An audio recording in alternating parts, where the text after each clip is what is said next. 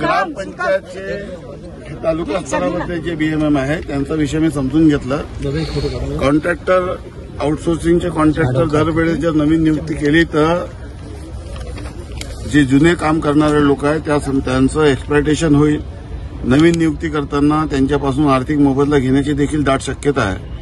ही बाब लक्षात घेता ही बाब मी माननीय मुख्यमंत्री महोदयाच्या लक्षात आणून देतो.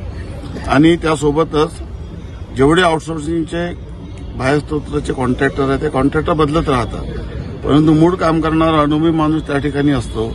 आणि हे लोक 10-12 वर्षापासून काम करून राहिले आहे. त्यामुळे या लोकांना संरक्षण मिळालं पाहिजे.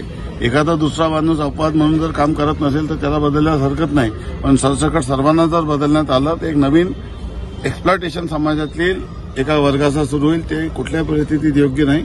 ही बाब मी माननीय मुख्यमंत्री महोदयाच्या लक्षात आणून देतो. खातेवाटप झाल्यानंतर जे नवीन ग्रामविकास मंत्री येतील त्यांच्याशी संवाद करून या संदर्भामध्ये योग्य तो मार्ग काढेल.